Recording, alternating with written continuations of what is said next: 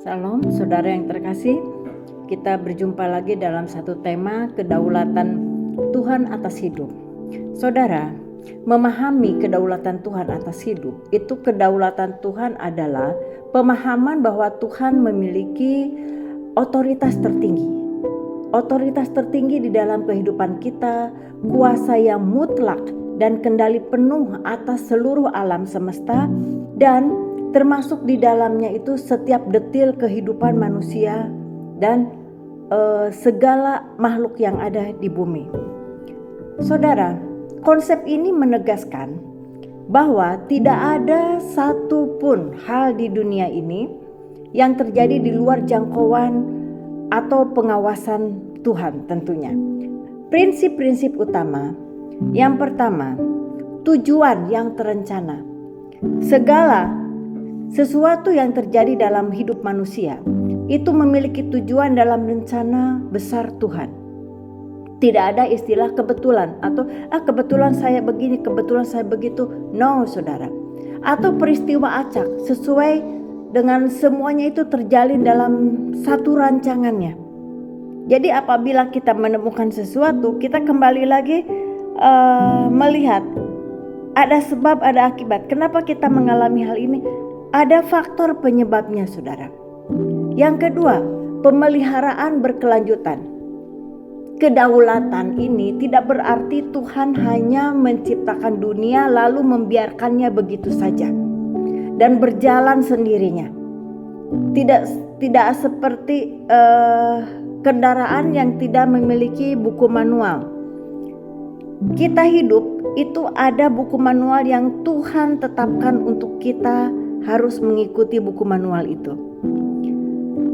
Secara aktif Tuhan menopang, memelihara, dan menuntun kehidupan manusia setiap harinya. Yang terkadang pada saat kita kejatuhan, pada saat kita di titik terendah, keberadaan Tuhan, kedaulatan Tuhan tidak bisa kita rasakan. Kenapa? Karena kita terbelit dengan masalah itu. Masalah itu jauh lebih besar pemahamannya daripada memahami kedaulatan Tuhan, daripada memahami kebesaran Tuhan di dalam kehidupan saya dan saudara.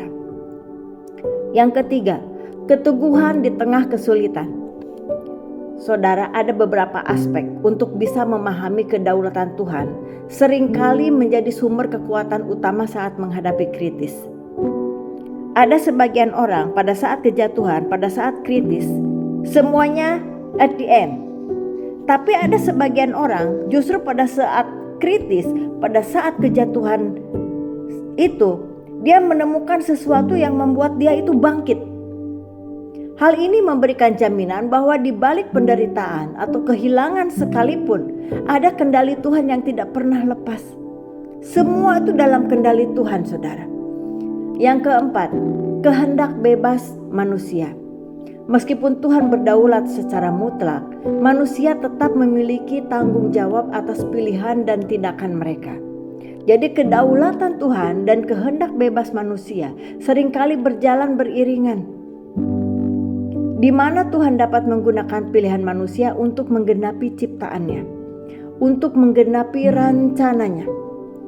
Jadi sebuah perumpamaan, kita membayangkan seorang perajin tenun yang sedang membuat selembar kain bermotif rumit sekali.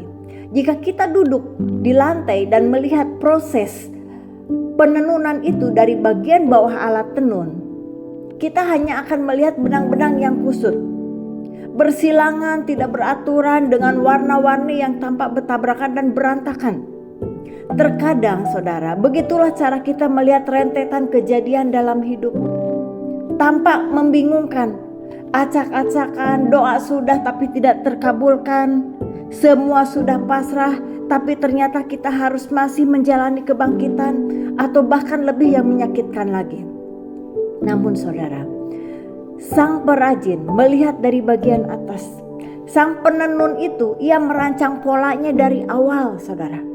Ia tahu persis di mana benang yang cerah harus masuk dan di mana benang yang gelap diperlukan untuk memberikan bayangan atau kedalaman pada motif tersebut. Jadi saudara, kedaulatan Tuhan berarti menyadari bahwa Ia memegang setiap helai benang kehidupan kita. Dan meskipun dari posisi kita saat ini semuanya tampak seperti benang kusut, ia sedang menenun sebuah mahakarya yang utuh dan bermakna. Apakah Anda sedang merenungkan konsep ini untuk mencari ketenangan, atau saudara murni punya sudut pandang pemahaman yang filosofis? Untuk mencari ketenangan di tengah situasi tertentu, apalagi dengan saat ini saudara, bahkan kita harus betul-betul melihat dari sudut pandang pemahaman, bukan hanya filosofis, tapi secara iman, secara keteguhan hati. Jadi saudara, tetap optimis, tetap semangat. Kedaulatan Tuhan, dan Tuhan berdaulat atas hidup saya dan saudara. Salam.